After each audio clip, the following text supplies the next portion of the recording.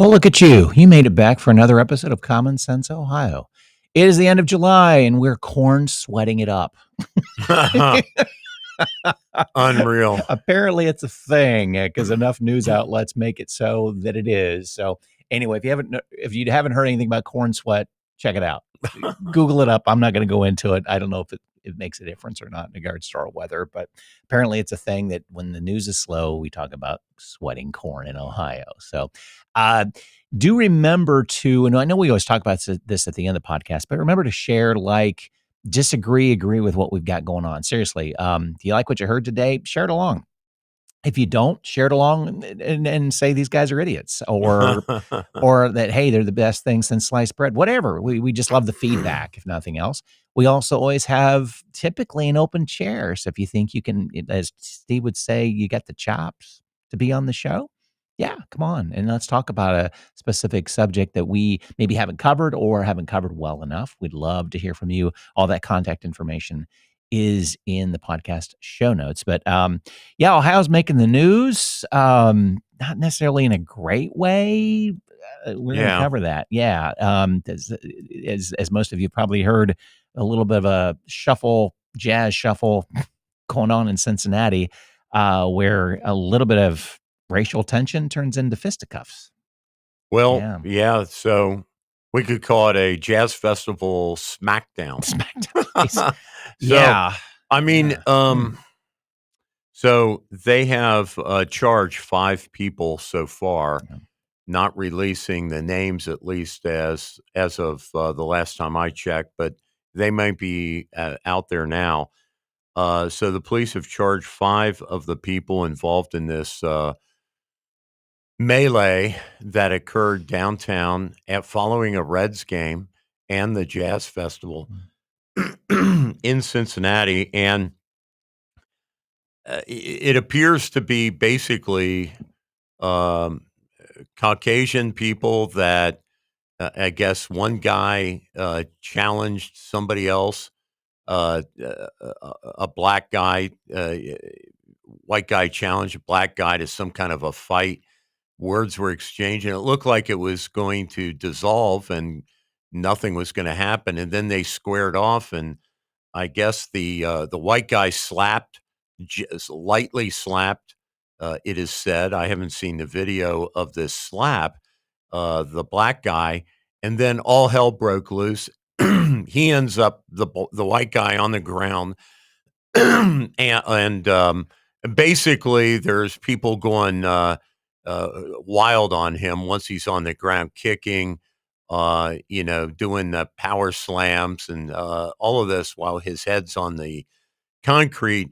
And, regardless of what we think about, the races and the coverage and all that, as a criminal incident, you can't hit other people, period. And you can't touch other people without their permission. And you could call somebody a cracker or the N-word or whatever racial epithet you want. That does not give you the excuse, no matter what your race, white or black or green or purple. You don't have the right to hit people because somebody called you a name. Okay, Yeah. That's and if you're drunk and it's 3 a.m, as this is said to have been, 2-3 a.m, none of that matters. Whether you're inebriated or whether your parents were mean to you when you were a little kid or whatever excuse they want to give, the shooter in New York or the rioters in Cincinnati. None of that matters. You're not allowed to hit other people. You're not allowed to take their life. You're not allowed to, present any danger to them physically. So the police have charged at least 5 people, and they say that they're continuing the investigation. I would not be surprised if the guy, if this is true, if the white guy slapped the black guy, I think the white guy is going to get charged. Right. And I think the black folks that jumped in and went overboard and, possibly could have killed this guy when he's down on the pavement, I think they're going to get charged if they can identify them. And certainly the guy who sucker punched the single mom who was trying to break up the fight ends up with blood coming out of her mouth and she's unconscious. I think him and the ladies and the other people that are said to have uh, knocked her out and then started pounding on her, if those facts are correct, they're going to get charged. So this is I think cooler heads have to prevail.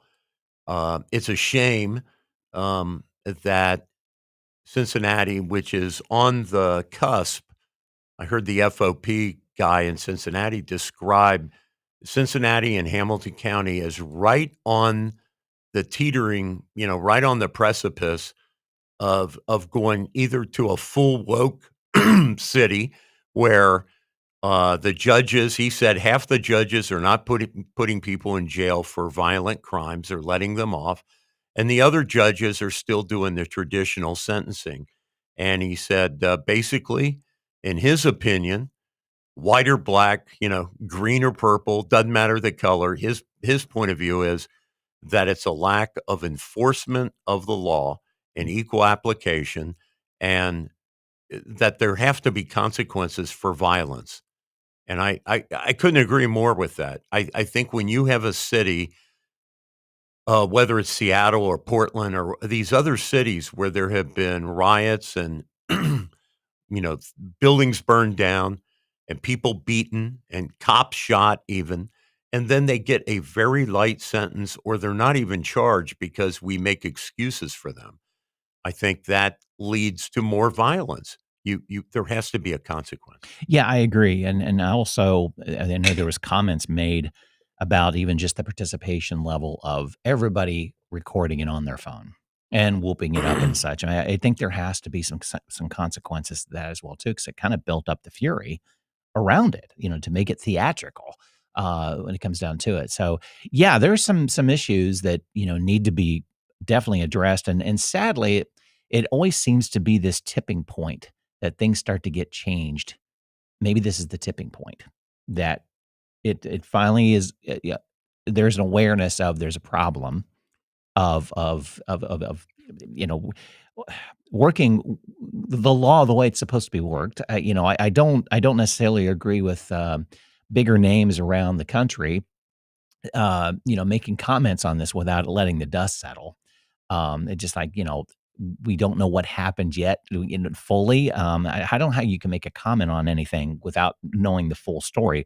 We did a good job right here. We state the facts. We know what's going on, but there's still a lot to be coming out of it. And it's just like, come out with a solution rather than just say it's a problem. It's lawlessness. I mean, I think a big fell swoop of, I don't really appreciate, and I get why JD Vance wants to say some stuff in regards to how a few cities in Ohio has some law problems, but it's that, yeah, I didn't appreciate the black eye for Columbus. Yeah, Columbus has some problems, but Cincinnati has problems. But I don't know. It's just that let's let the dust settle and figure this out first before you have to make a comment within, X amount of hours of an incident to a certain degree. I think, Yeah. the one thing that some of the people have been talking about, like, um, I think Bernie Marino and Mhm. Jason Whitlock and other national players, the one thing that I think they're right about uh, is the mob mentality. Yeah. Yeah. Yeah. When you get people, jacked up on alcohol or whatever they're smoking or whatever, and you get a mob going, um, and people start acting uh, in a mob. I mean, that's how lynchings occur. Mhm. That's how buildings get burned down. That's how uh, you know university offices get occupied. You get people doing things in a mob that they individually would not do. Well, it's proven with the January 6th. Tons of interviews Well, I after that. mean, People, that ton of people came well, in and they had they got energized by the I mob. don't know. That's S complicated too because but to a you point. had Yeah. police guards Yeah. letting people into the Right. building, Right. But actually waving them through the door. So sure. it's It complicated. it is. It is. No, no, no. No, no. But I I would agree. I would point to other mob activities Yeah. that are a lot, I guess, more easily digested. That you have people say, "Hey, that guy over there, did something to a girl, and and a posse goes out, drags a guy out of his Mm. house and hangs him, in a tree, or people do things in these demonstrations going down the street, Mm. and in and they're thinking, well, I got a mask on, I'm wearing a hoodie, and why don't I just throw a rock through this window, or start a car on fire? And, before you know it, people that would never do that, Mm. on their own, but because they're surrounded by 100 or 1,000 or 50 other people, they feel this, anonymous uh, identity that Mhm. now they're part of a big group, and everybody's chanting to go ahead and do it. And before you know it, somebody shot somebody, or somebody Yeah. beat somebody up, or whatever. And maybe they would not typically do Mhm. that, as an individual actor. So mobs are very dangerous, Yeah. regardless of what their politics are. If there's even politics, sometimes it's just a pure. It's celebratory. I y- mean, we've seen that after, college football games. Oh, sure. Oh my Right. gosh, Yeah. Burning down a neighborhood Yeah. up in Chicago Yeah. because, back in the day, Yeah. Michael Jordan and the guys, won the NBA tournament, so let's burn down the south side of Chicago. It's, like, crazy, Crazy. Exactly. so at any rate, I think some of the calls, against the mob mentality are valid. Yeah. Yeah. And I think Yeah. that there is some kind of knee-jerk thing going on in some of the media. The Cincinnati Enquirer, for example, the next day didn't really focus on the incident. Their headline Mm. was about how news of the incident and opinions about the incident spread like wildfire on Twitter. So their headline was all about Elon Musk and these other people posting on Twitter about their various theories behind this incident. Hmm. And I thought, wait a minute, this thing happened in your city, Cincinnati Enquirer.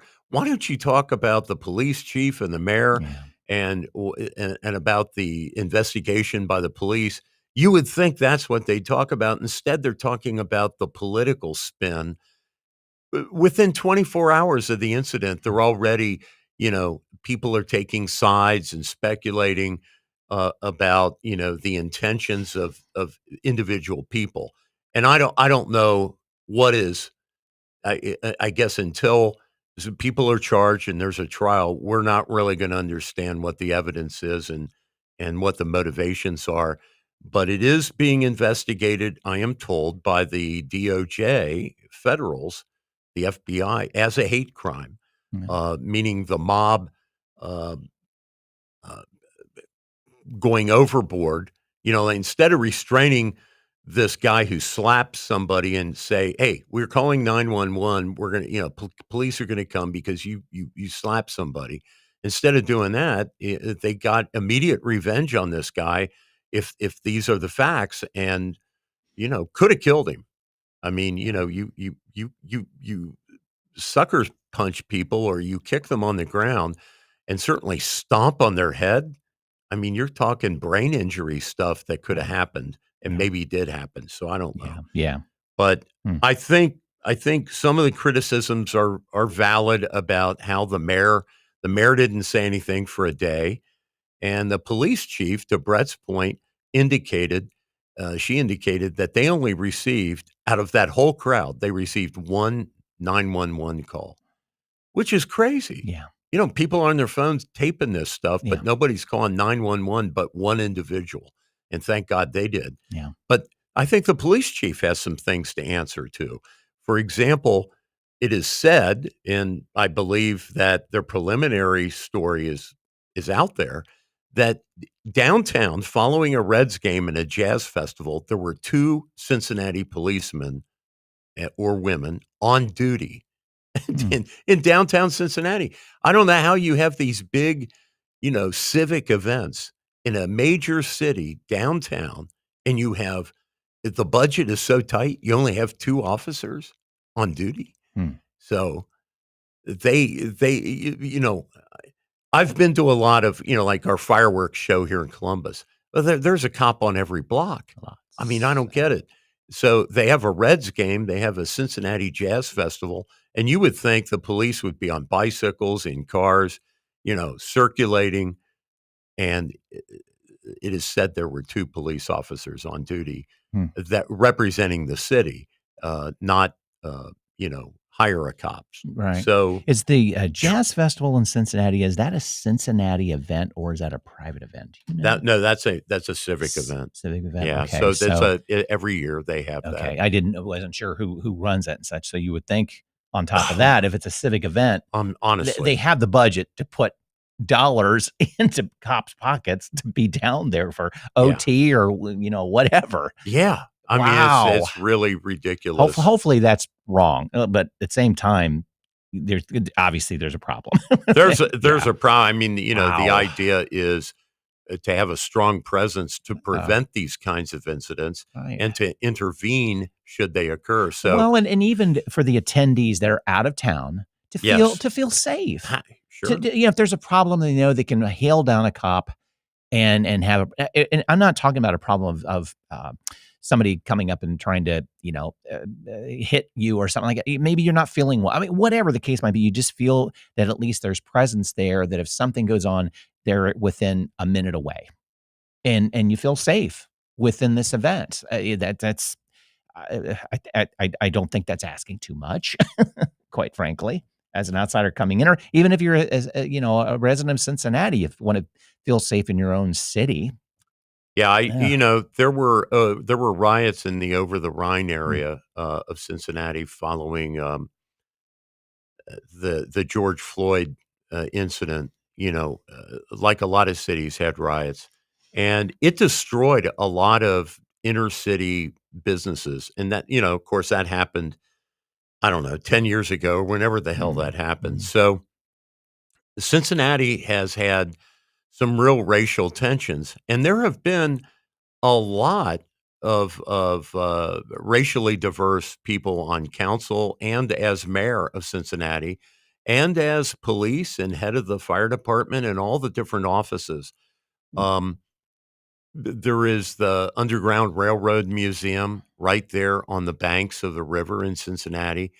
And in fact, when I was a little kid growing up there, one of our Boy Scout adventures was to go visit some of the physical sites along the river where largely it was anti-slavery white folks receiving across the river from Kentucky former slaves or slaves running away from the farms and plantations where they were working where they were enslaved in the South, and coming across the Ohio River from Kentucky to freedom.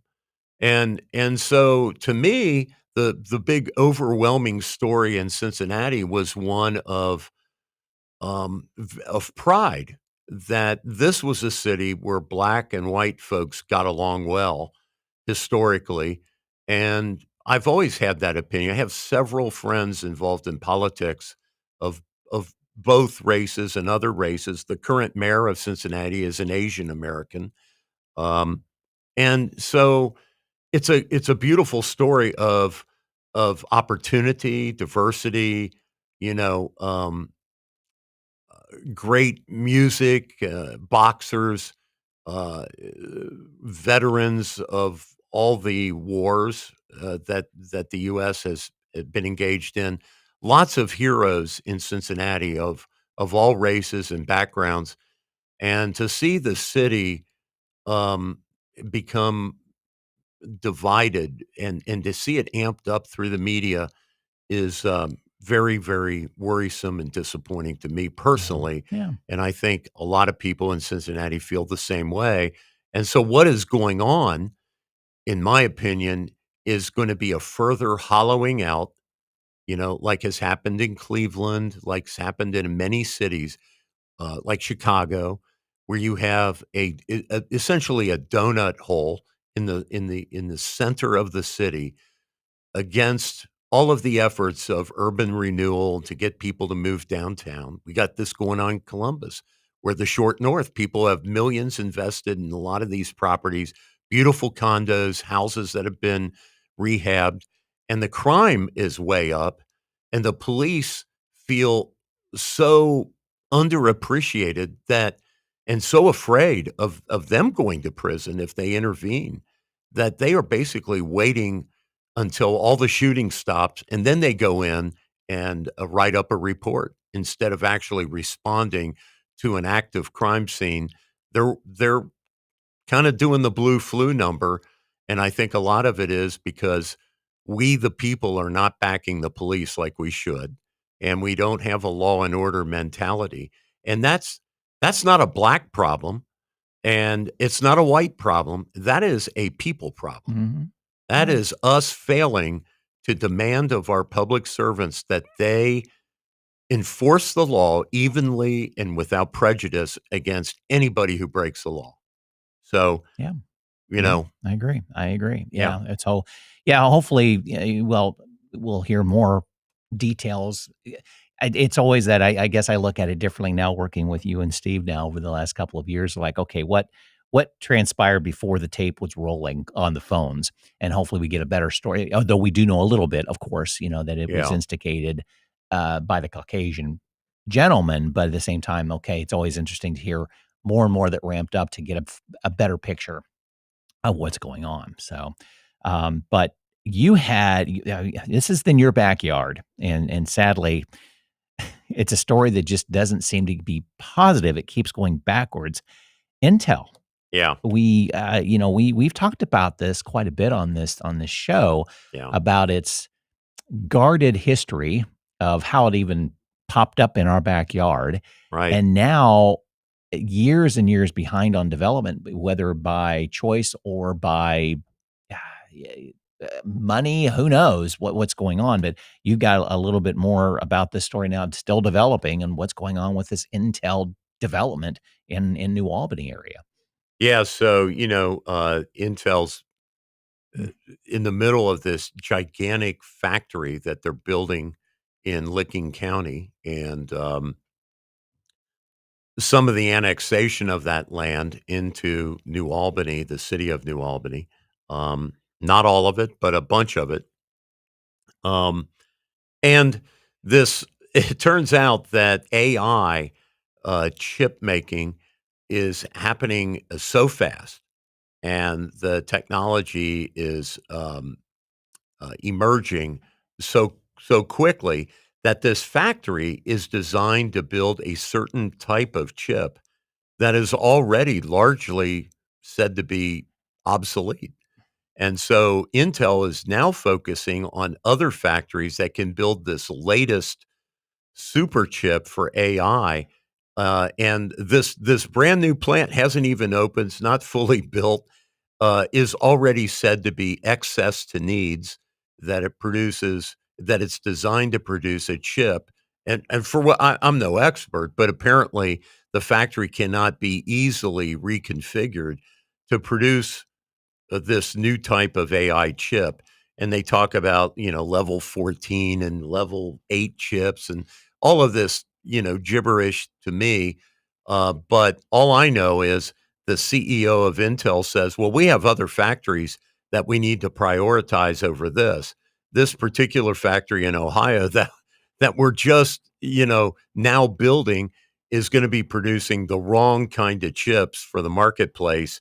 And, oops, it's kinda like, the building a factory to make make buggy whips and covered wagons, and, here's Henry Ford, coming out with a car, and it would be like the Conestoga Wagon Company saying, "Oh, well, thanks, Jobs, Ohio, you gave us, tens of millions or hundreds of millions of dollars in various concessions and direct grants, and, guess what? We may never open this plant. We're slowing down construction, and it's very murky about what that building will ever, if it is ever going to be used by Intel.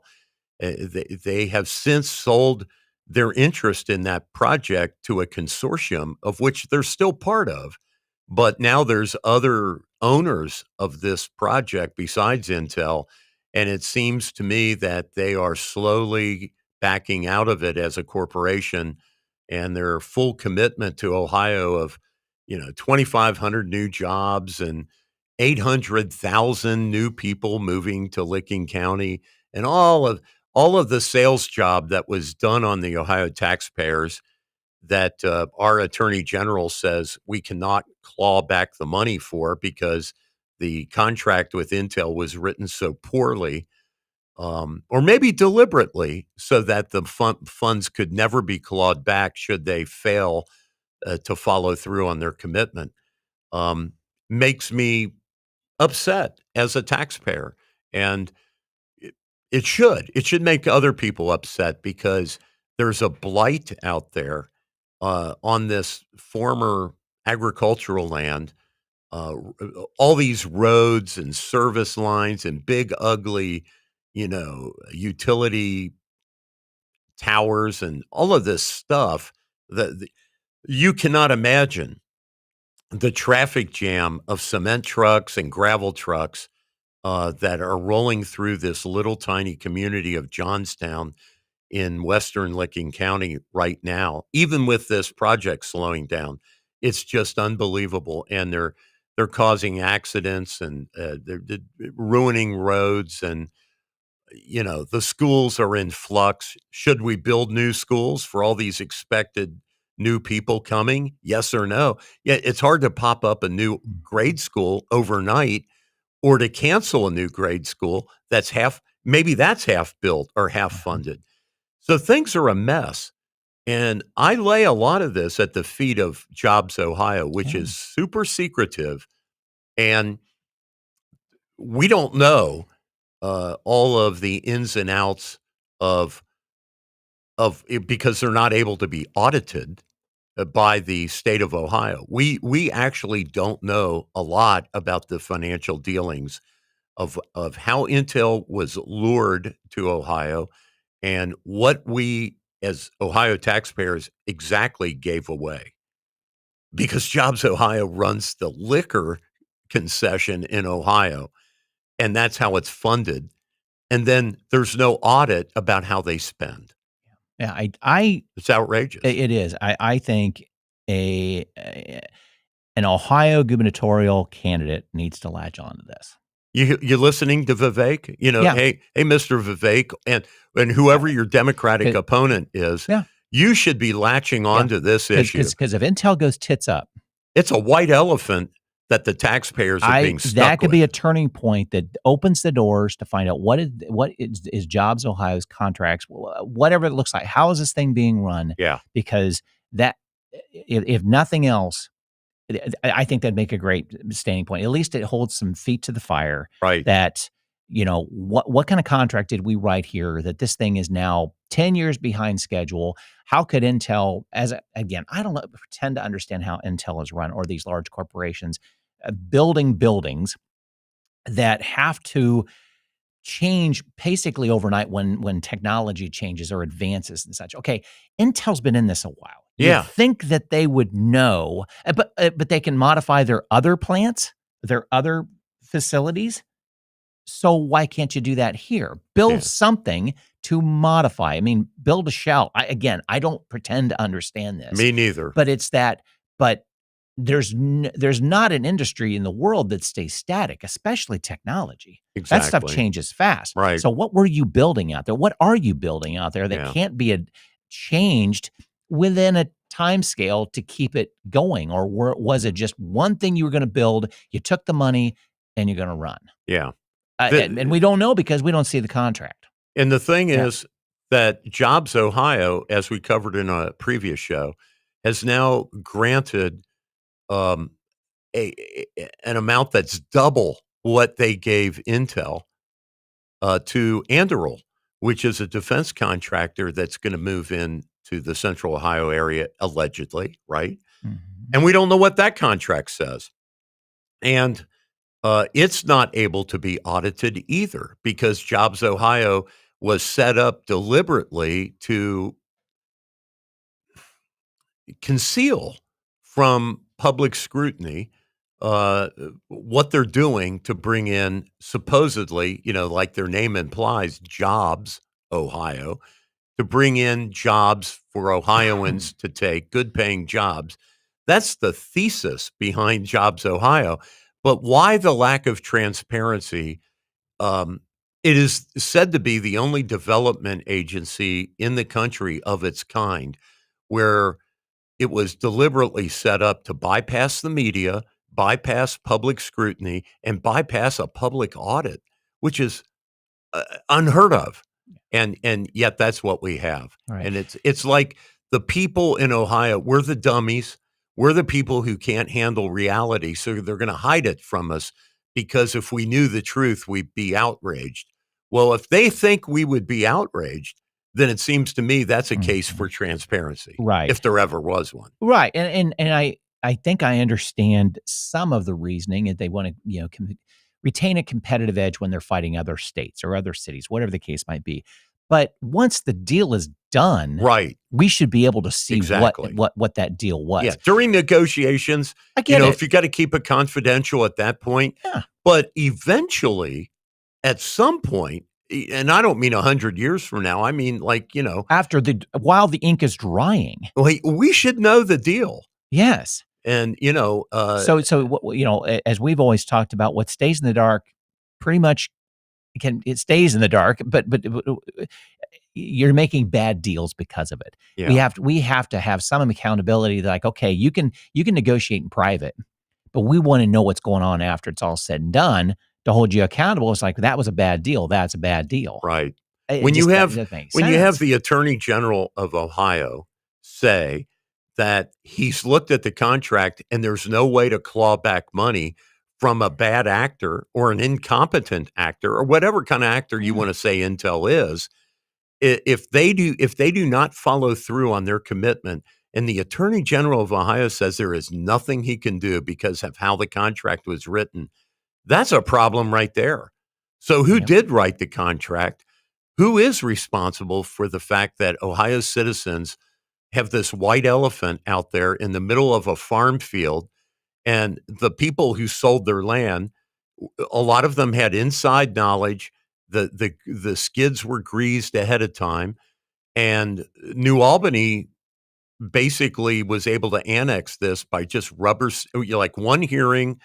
Okay, we approve the annexation, rubber stamp it through.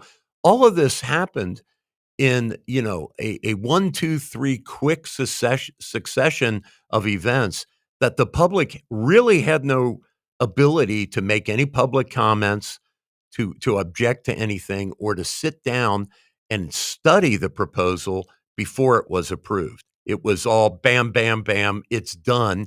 And then the citizens of Ohio read about it in the newspaper as a done deal. Well, that's not right.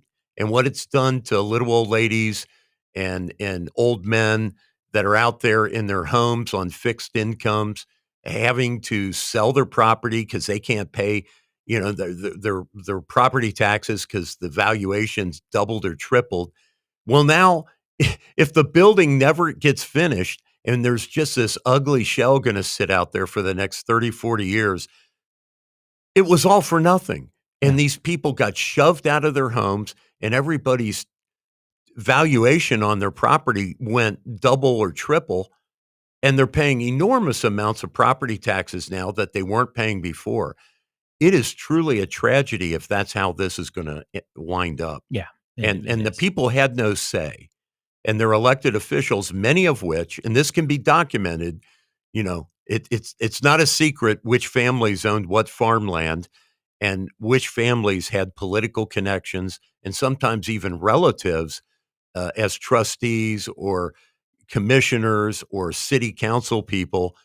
And there was a lot of foreknowledge by certain people that made millions and millions and millions of dollars selling land for Intel, and they're gone. They're in Florida or the Bahamas, or they bought land cheaply elsewhere in Ohio and continued their farming operations. And none of that's right either.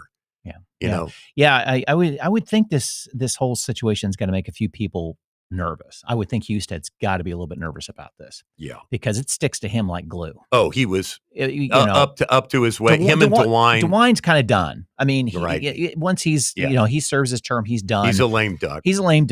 But Husted's got a future, and Husted, along with any additional, as I mentioned, gubernatorial candidates, they need to jump on this. I Yeah. mean, Houston could be a hero out of this versus looking pretty stupid. He was he's out got there. The power. He's got the power now to get it done. Yeah, he was out there with a silver-plated shovel with President Biden on when they broke ground for the facility. He was happy to take the bow. Yeah. And Governor DeWine was out there, and this is not a Republican versus Democrat issue. All their hands are dirty. Yep. This is something where it was a bipartisan effort, to get all the applause and get all the recognition that there's going to be tens of thousands of construction jobs and then 2,500 permanent jobs in that factory. Hey, man, we were sold a bill of goods, very possibly, and we should know all the details and, let the chips fall where they may, no pun intended. Right, exactly. There you go, all the way around, exactly. So, yeah. We're going to follow this story very closely. Yeah, I can tell you that. Well, and like I mentioned too, and I bring Houston into this, that he, it's not just an Ohio thing. This is a national situation. So Absolutely. he can now stick his fingers into it and maybe make the needle move. So, on a larger scale, we really focus on Ohio. We typically hit some national news, and Russiagate's coming back. In regards to what we thought was kind of I don't mean done, but now talk of, was it a hoax? Yeah. What's going on here? That's, new notes and memos have been floating around going, who is involved with this? Was it really happening? So yeah, you got some details on that. What's going on? Well, the director of national intelligence, or the DNI, former presidential candidate for the Democratic Party, Tulsi Gabbard, who, was famously in those debates with Hillary Clinton and other candidates. She is now the DNI in the Trump administration, and she has surfaced memos, one of which there were only 5 copies of in existence, and there was one that they were able to do dredge out of the records. And then the chief of the CIA, John Ratcliffe, and Pam Bondi, the attorney general at DOJ, the head of the FBI, Kash Patel, all of these people are saying that they have memos that they have sent criminal referrals to lawyers at the DOJ to consider filing criminal charges against people like James Clapper and John Brennan, who may have perjured themselves in testimony before the House and the Senate committees looking into this Russia allegations that the entire claim that Trump was working with Putin to steal the 2016 election was a hoax. And, we've known for a long time that the Hillary Clinton campaign hired Christopher Steele to write this very inventive report. And, it's filled with all kinds of colorful stories about what's, Donald Trump supposedly did in hotel rooms in Russia and all this other stuff. And it turned out that Robert Mueller did a 3-year investigation as a special prosecutor, and he reported back to the nation back in I think it was 2019 or 2020 that none of the Steele report was true. That there was nothing there to the Russia hoax. And so people have been demanding some kind of consequences for people who cooked this story up, because it did consume about 3 years of the Trump administration. People, if you remember late night comedy during this period, you had Colbert and Jimmy Kimmel and, all the people that used to do comedy were instead doing news reports that Trump was definitely going to get impeached and he was going to go to prison and this and that and the other thing, and it was all bullshit. And so, who did this? It'd be one thing if Hillary cooked up Oppo research and did a dirty campaign trick, but to find out that people in office like James Comey, head of the FBI, and Clapper and Brennan, and now they're saying President Obama himself was at the top, rejecting reports by the FBI that there was no truth to the memo. And he would say, I'm not satisfied with that. Go back. I want you to make a different conclusion. Well, that's in essence directing, the FBI to be political. I mean, there's no other way to read that memo when they come back and say, sir, we've looked into this and it's just not true. Well, then I want other people to look into it and I want a different conclusion. That's a smoking gun. And apparently those kinds of memos are what's at stake here. And President Obama has said his hands are clean and he's probably not going to get charged, even if any of this is validated, because he's a sitting president. And basically you cannot charge a president, as we know from the Trump Supreme Court decision. A sitting president cannot be charged with a crime for actions that he or she may have done while president. They can certainly be impeached. And if you recall, they did impeach Trump after he left office. It was the craziest thing in the world. Yeah. And that was January 6th based, right? And Supreme Court Justice John Roberts didn't even bother showing up because it was a bogus impeachment. So I guess the House could do another political impeachment of Obama, even though he's out of office. Yeah. But short of that, and but presidents are concerned about their legacy. So I mean, I could see where doesn't look good. It doesn't. Presidents want to be remembered. We tend to have a short-term memory on the bad things. We remember the good stuff about presidents. Yeah. And no president wants to be remembered for something bad. So, if nothing else, his legacy is tarnished, whether it sticks or not, or if anybody loves, or, it is what it is. Right. But yeah, it's an interesting development on who will take the sword. Now, May's going to be taking the sword. Yeah. And just kind of like Ollie North did. Yeah, right. And just the example. He fell on the sword and kind of protected President Reagan on the Iran-Contra thing.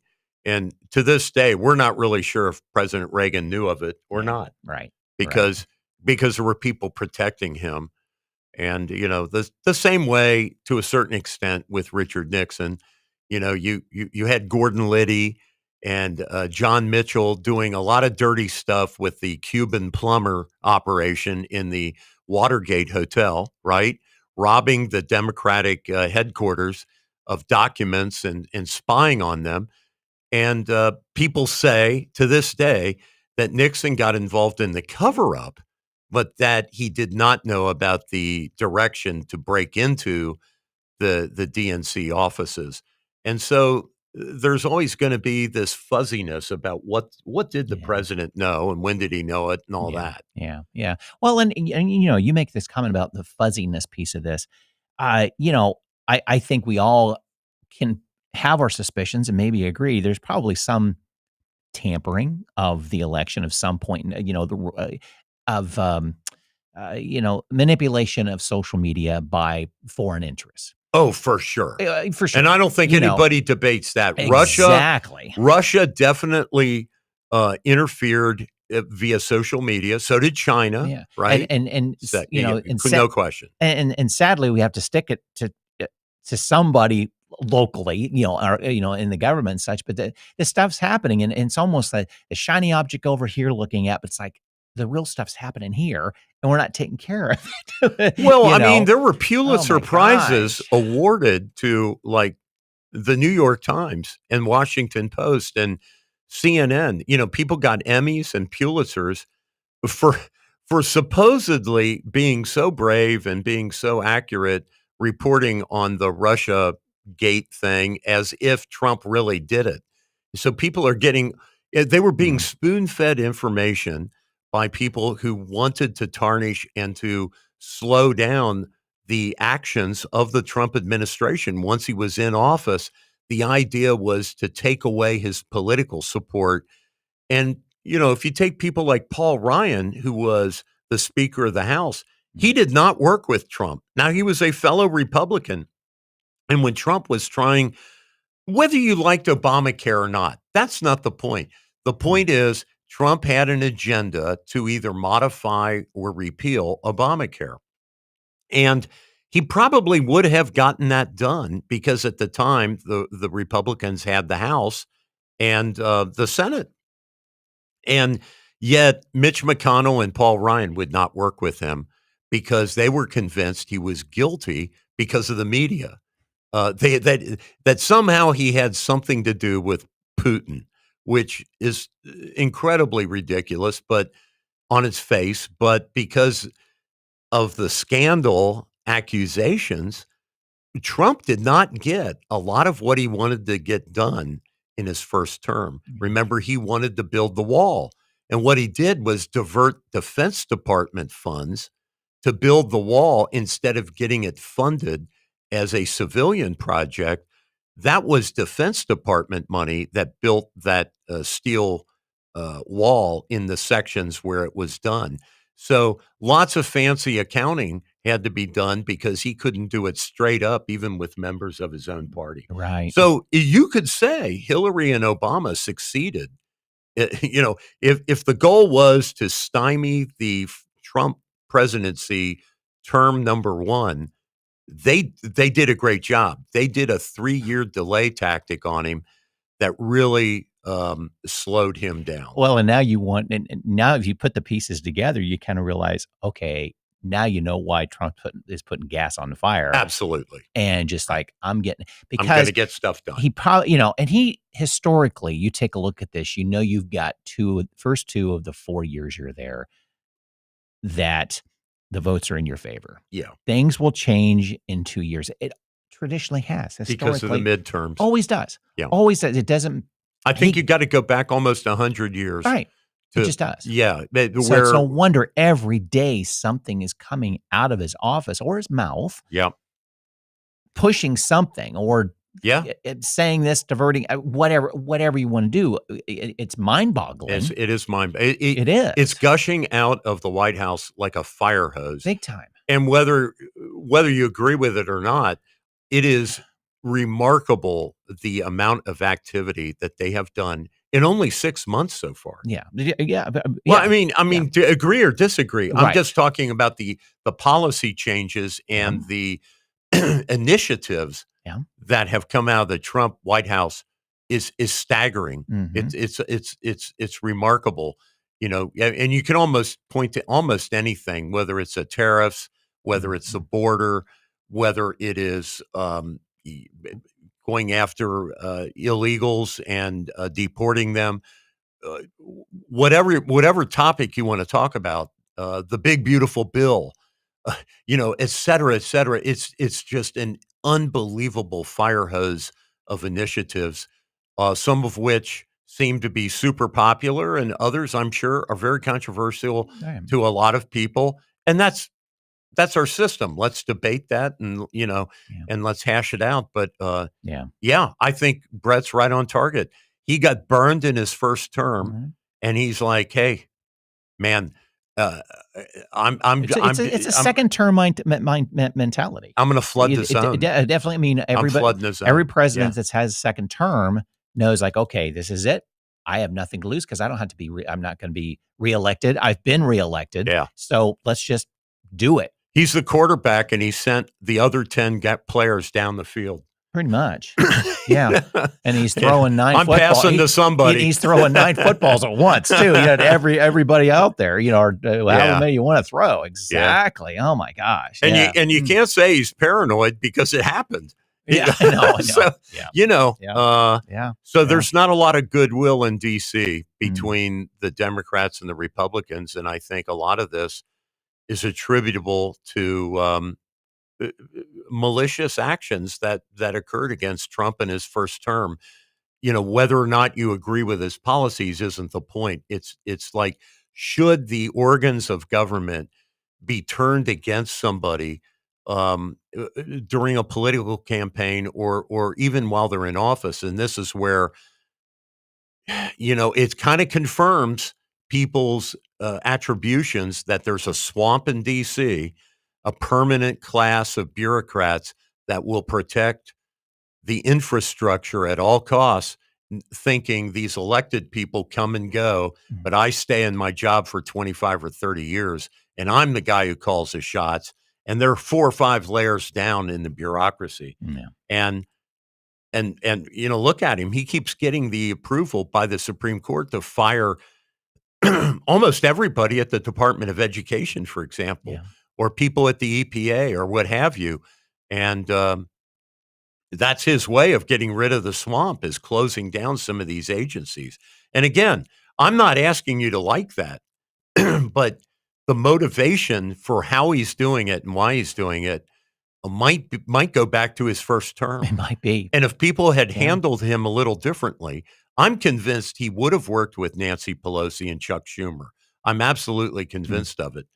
That Trump at his, if you got rid of all the things that happened to him and really got down to Donald Trump when he first came into office, he was just a populist. He was not a conservative Republican.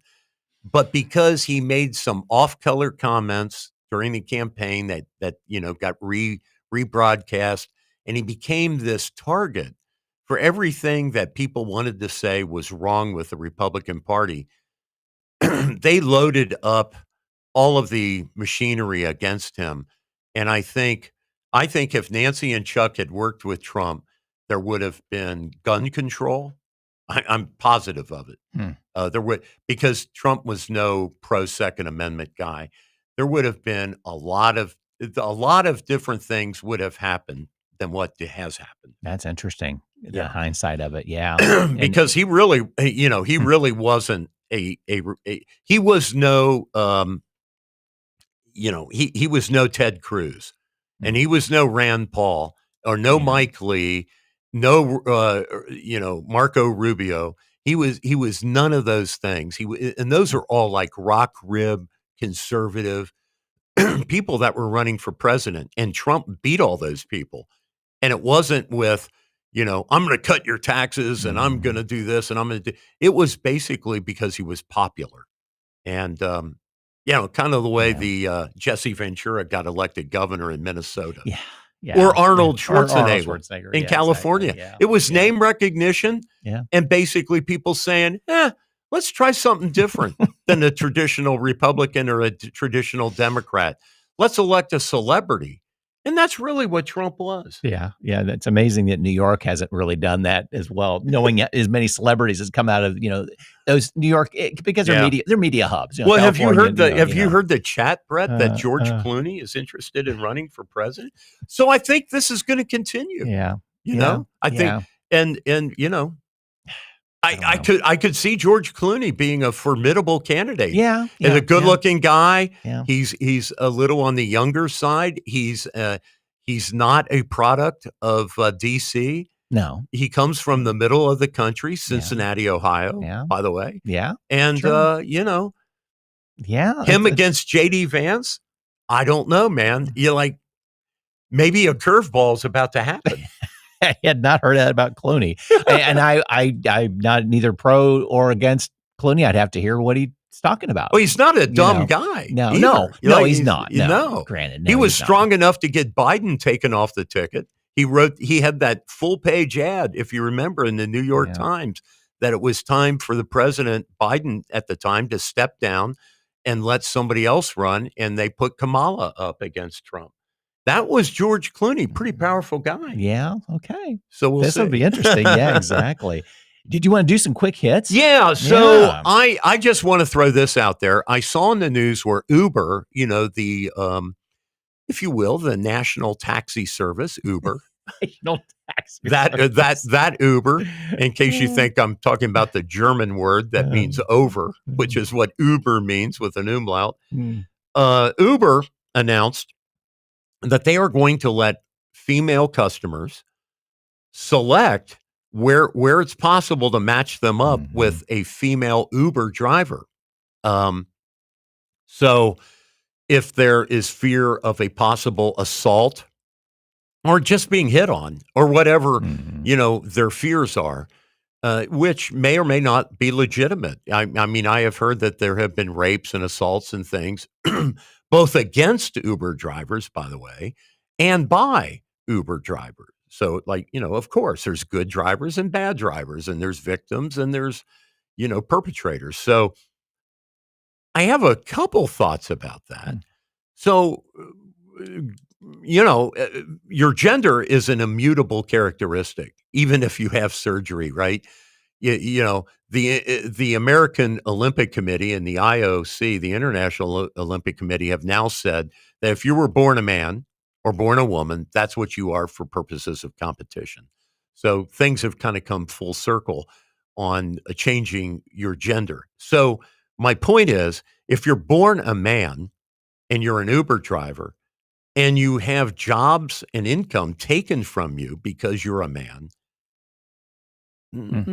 that's wrong, right? That's wrong. Like, what's next? Can women say that they're uncomfortable or fear a black driver or a Spanish driver or an Arab driver? Or, how many immutable characteristics can you tell Uber that you're afraid of, that you want a female? Well, maybe I want a white female, I mean, that's wrong. So just, I'm saying, if they're allowed to select gender, well then, which to me is unconstitutional. I don't think that, I think if you're hiring a CEO, you hire that CEO the best, or hiring the director of advertising or hiring a clerk in the mailroom.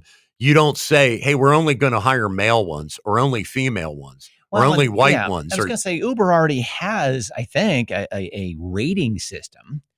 So, wow. Yeah, in regards I forgot that. But, that's a great point. I think I've not used Uber, but they do. Yeah. So you just judge on how well they do, how well they drive. Yeah. If a guy's hitting on you, ladies, right? Then you give him a crappy review. Right. Exactly. Come on. And Uber's going to start not hiring them back or allowing them to be Uber drivers, you would think, after a couple of... That's a great point. So you would think the rating's already there to do its job. So, and maybe this selection thing won't work. Well, they're also saying there aren't enough female drivers to probably fill this out. So this may be kind of a flash in the pan situation, or start cranking up your rating services a little bit better, maybe. The better questions. I don't know. There you go, really, Uber. Brett. Yeah. Brett just solved your problem. Yeah. Honestly. Yeah. I think denying anybody work on the basis of something that they're born as. It's got a little slippery slope to it. I hadn't thought about that aspect. I heard that story and going, okay, that's fair. I get the fear. I get it by some people, but sometimes your fear, right, is prejudice. Yeah. I mean, I'm just going to say it. It's prejudice against men. You're lumping all men together because you had a bad experience with a man.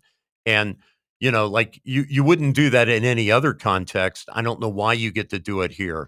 Like, if you're going to hire a carpenter, you're going to cross off the names of all the male carpenters because you had a bad experience with a man. It's kind of irrational, if you ask me. Yeah. But fear is irrational in many cases, and I get that. But I don't think that we discriminate against other people based on our fears, because that's unfair. Yeah. It's unfair. Yeah, right. And especially when there's a system in play that should help you weed out and get the best driver for your situation. Yeah, I don't want a Jewish doctor, because of some kind of crazy thing about Jews. That's ridiculous. That's insane to select people on the basis of religion or gender or race. I mean, we have constitutional amendments that allegedly would prevent what Uber's doing here. Yeah. And I think they need to rethink that. True. Yeah. So my loser. Yeah, let's go. I'm going to go with the loser. So I think Republican Senator Josh Hawley is a total loser for this idea of his.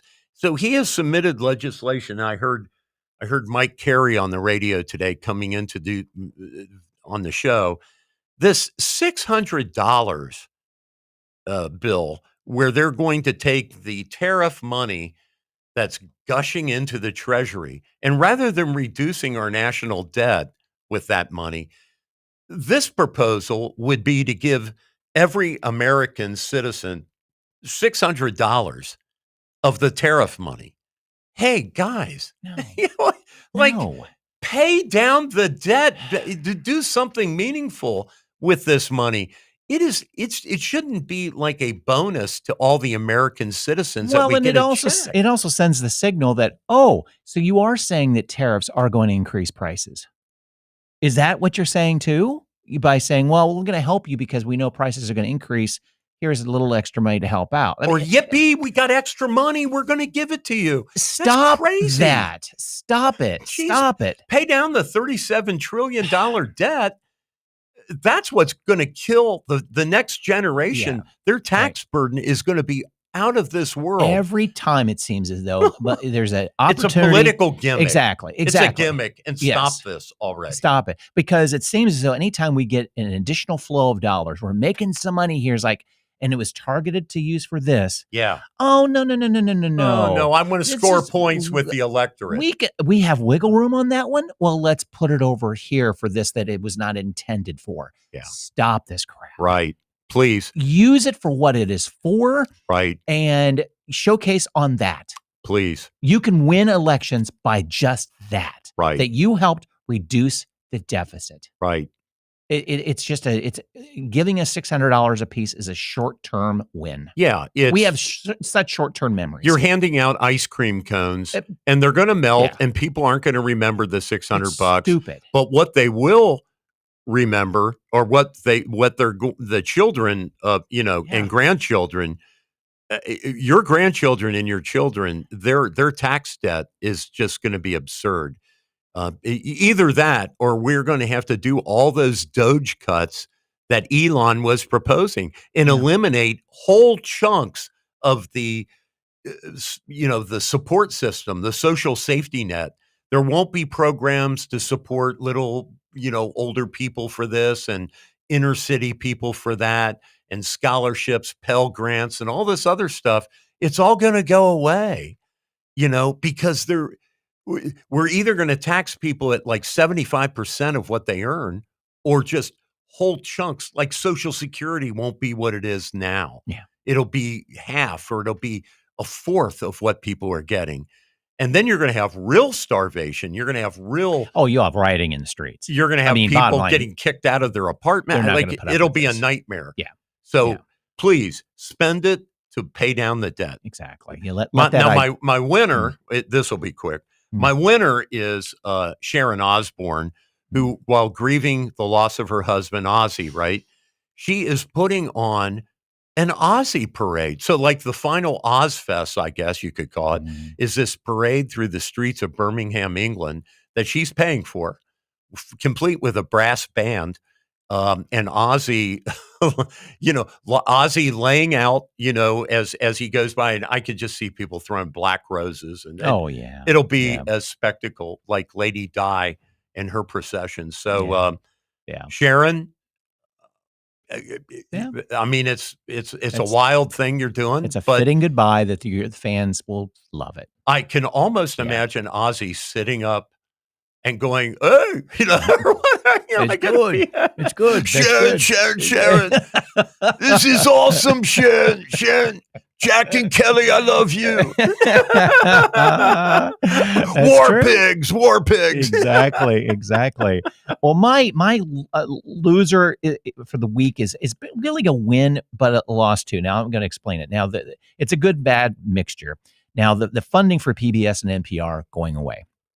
And I'm going to spin this in a different realm than most probably are thinking of. Yes, they don't want to spend the money to help support this media.